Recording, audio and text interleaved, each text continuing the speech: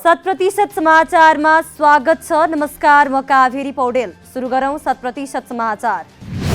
प्रधानमन्त्री शेरबहादुर देउवाद्वारा अधिवक्ता गोविन्द बन्दीलाई कानून मन्त्रीमा नियुक्त। संविधानको धारा 78 अनुसार प्रधानमन्त्रीको सिफारिसमा गैर सांसदलाई राष्ट्रपतिले मन्त्री नियुक्त गर्न सक्ने।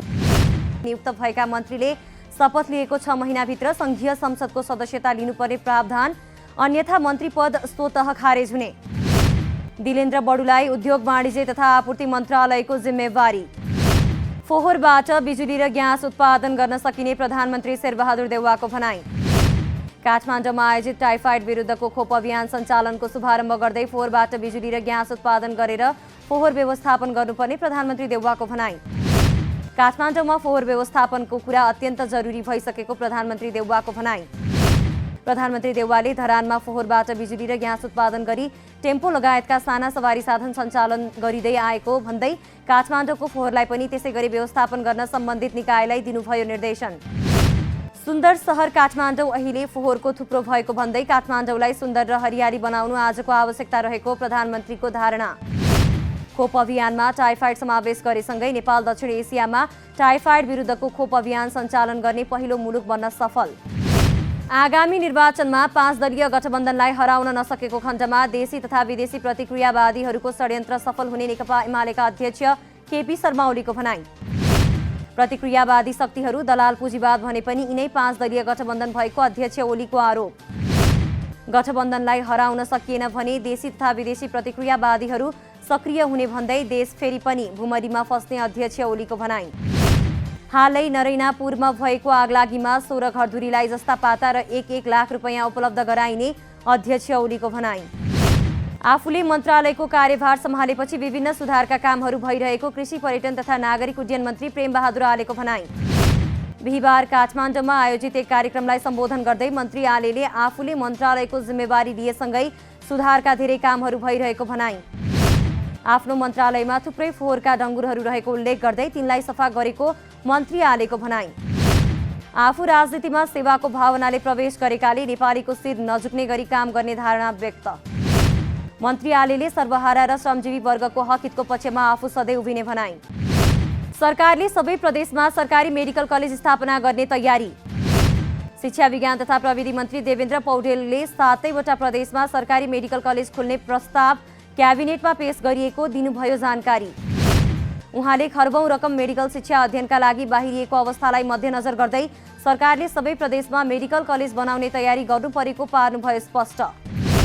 सिटिभिटीलाई पनि सबै स्थानीय तहसम्म पुर्याउने कामलाई तत्काल अघि बढाउने निर्णय गरिएको मन्त्री पौडेलको भनाई। तत्काल प्रदेशहरूमा को स्थापना गर्ने र त्यसपछि लगतै सबै स्थानीय तहहरूमा सिटिभिटीहरू पुर्याउने सरकारको योजना रहेको भनाई। सरकारले शिक्षालाई रोजगारमूलक बनाउने गरी विद्यालय तहको शिक्षादेखि उच्च शिक्षासम्मको नीतिलाई परिमार्जन गर्ने कामलाई अघि बढाएको मन्त्री पौडेलद्वारा जानकारी। नेकपा एकीकृत समाजवादीका महासचिव बेदुराम भुसालद्वारा नवनियुक्त कानून मन्त्री गोविन्द बन्दीलाई सत्तारूढ दलको साझा व्यक्तिको रूपमा मन्त्रीमण्डलमा समावेश गरिएको भनाई। नवनियुक्त कानून न्याय तथा संसदीय मामिला मन्त्री गोविन्द प्रसाद शर्मा कोइराला गोविन्द बन्दीलाई सत्तारूढ दलको साझा व्यक्तिको रूपमा नियुक्त गरिएको महासचिव भुसालको भनाई। मन्त्री बन्दीलाई एकीकृत समाजवादीको कोटाबाट मन्त्री बनाउने प्रस्ताव आउँदा आफूहरूले पार्टीको कोटाबाट नभई साझा व्यक्तिको रूपमा लान आग्रह गरिएको महासचिव भुसालको भनाई। गोविन्द प्रसाद शर्मा कोइराला गोविन्द बन्दीलाई बिहिबार नै राष्ट्रपति विद्यादेवी भण्डारीले कानून न्याय तथा संसदीय मामिला मन्त्रीमा गर्नुभएको हो नियुक्त। निर्वाचन आयोग आचार संहिता कार्यान्वयन गर्ने अन्तिम तयारीमा। निर्वाचनको तयारीबारे बिहिबार सरकारलाई ब्रिफिङ गरेको आयोगले शुक्रबारको बैठकबाट आचार संहिता लागू भएको गर्नेछ निर्णय र घोषणा।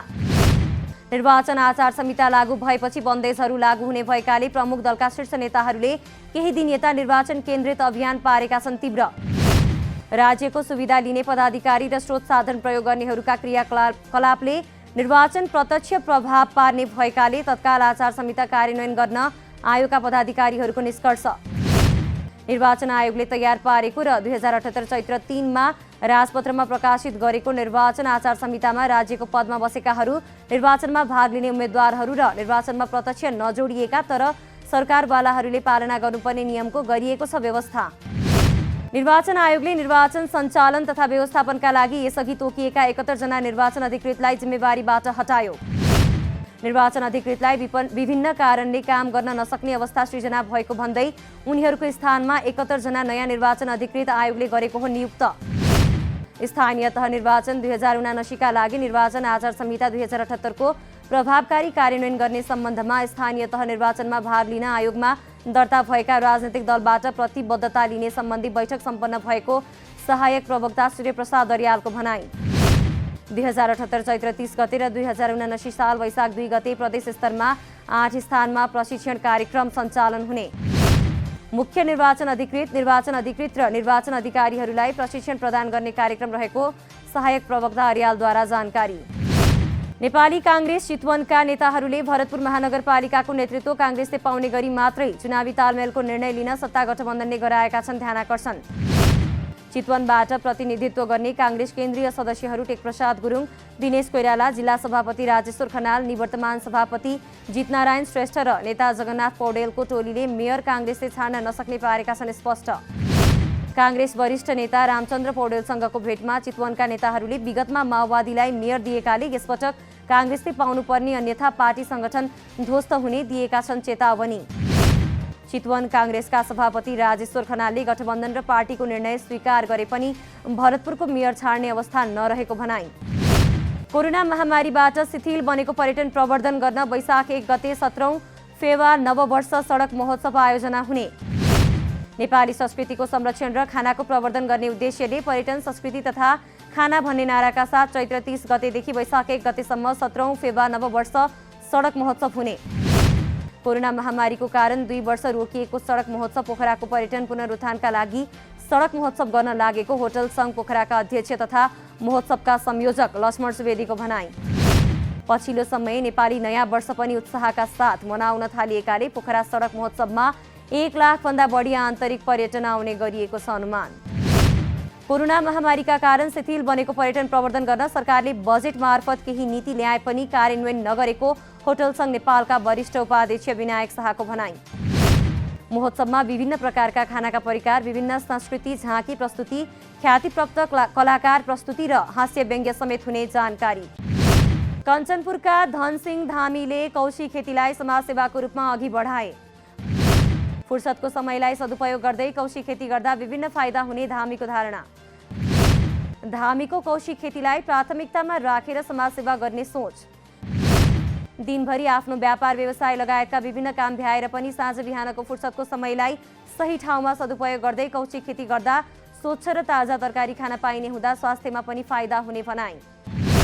आर्थिक बचत पनि हुने हुँदा यसलाई हरेक नेपालीले कौशी खेतीलाई अंगीकार गर्नुपर्ने धारणा। विभिन्न तरकारी उत्पादन गरेर घरमा प्रयोग गर्दै आइएका धामीले बजारमा पाइने साग तरकारी विषादी युक्त हुने हुँदा घरमा उत्पादन हुने तरकारीले स्वास्थ्यमा समेत असर नपर्ने हुँदा उपयुक्त हुने भनाई। विभिन्न फलफुलका बिरुवा उत्पादन गरेका धामीले सरकारको सहयोग पाए ठूलो मात्रामा बिरुवा उत्पादन गरेर कौशी खेतीलाई देशव्यापी रूपमा अघि बढाउने धारणा।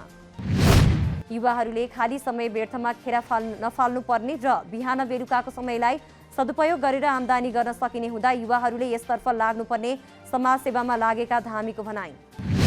पछिल्लो समय सामाजिक सञ्जालको बढ्दो प्रयोगका कारण युवाहरू गलत बाटोतर्फ लागिरहेको अवस्थामा कञ्चनपुरका धामी युवाहरूको लागि बनेका छन् प्रेरणाको स्रोत। नेपाल टेलिकमले 7 अर्ब 33 करोड मुनाफा गर्यो आर्जन। कम्पनीले 7 अर्ब 33 करोड खुद नाफा आर्जन गर्न सफल भएको बताउनु भएको नेपाल टेलिकम सञ्चालक समितिका अध्यक्ष डाक्टर वैकुण्ठ अर्यालको भनाई। उहाँले कोभिड-19 का कारण यसको राजस्वमा भने केही कमी आएको पार्नुभयो स्पष्ट। टेलिकमले शेयरधनीहरूलाई 20% बोनस शेयर उपलब्ध गराउने जानकारी।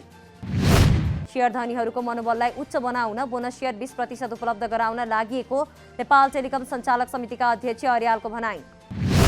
टेलिकमको सेवालाई गुणस्तरीय बनाउने गरी पूर्वाधार निर्माणको काममा तीव्रता दिइएको अध्यक्ष अर्यालको भनाई। अनलाइन पेमेन्ट गर्ने सरकारको कार्यक्रम अनुसारको तयारीको कामलाई पनि फोकस गरिएको नेपाल टेलिकमको भनाई। बढ्दो आर्थिक सङ्कट टार्न विभिन्न प्रयासहरू भइरहेको नेपाल राष्ट्र बैंकको भनाई।